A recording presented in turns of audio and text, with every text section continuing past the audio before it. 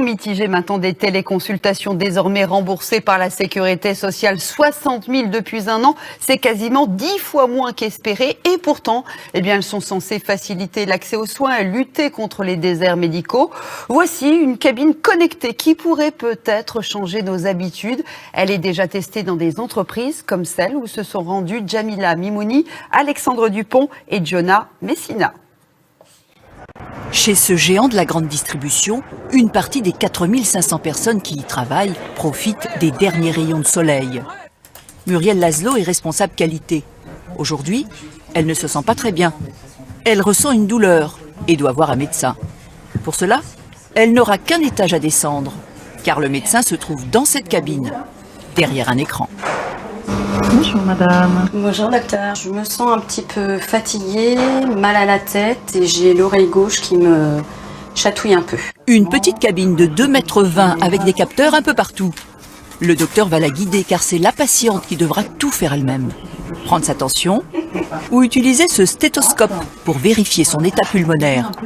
Mais le médecin a aussi besoin de regarder à l'intérieur de son oreille. Avec le cône que vous allez pouvoir positionner sur le dessus, comme ceci, et de bien l'emboîter. Voilà, vous allez bien l'enfoncer. Je vous indiquerai comment guider avec votre coude bien à l'horizontale. La salariée repartira avec un bilan et une ordonnance. Elle ne payera rien.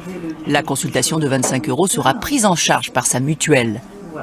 Derrière l'écran, le docteur Hélène Faure, un médecin urgentiste. Elle consacre 2 matinées par semaine à ses téléconsultations.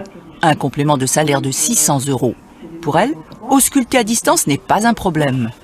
C'est pas de la frustration, sincèrement, c'est un contact qui est vraiment intéressant. C'est une vraie consultation, on voit le patient, on l'examine, on fait tout ce qu'on a à faire et si on se sent limité, on sait qu'on a dans ces cas-là d'autres confrères qui pourront voir le patient.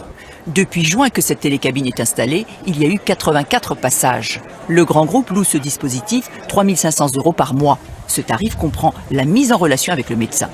Pour l'entreprise, c'est bon pour la productivité. Le fait est que les collaborateurs restent sur site et ne s'absentent pas pour prendre un rendez-vous à l'extérieur et en tirent du coup le bénéfice d'être à proximité de leur lieu de travail. Le concepteur du système, c'est lui, le docteur Franck Bodino. Il y a pensé alors qu'il était médecin en zone rurale.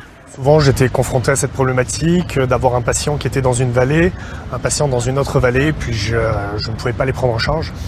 Et donc, j'ai réfléchi à un moyen qui me permettrait de pouvoir faire de vraies consultations pour mes patients à distance. Aujourd'hui, après les grandes entreprises, sa nouvelle cible, c'est les petites communes et les collectivités territoriales, où les médecins manquent. Alors, il a rendez-vous dans ce salon à Rodez. Derrière votre bras gauche, vous avez un brassard. Là, je cache vos résultats. Et va multiplier les rencontres et les démonstrations. Bonjour, monsieur le maire. Simon Worou est le maire de Sainte-Juliette-sur-Viorre dans l'Aveyron, une commune de 500 habitants, et il est particulièrement intéressé. La tension artérielle, l'électrocardiogramme, etc.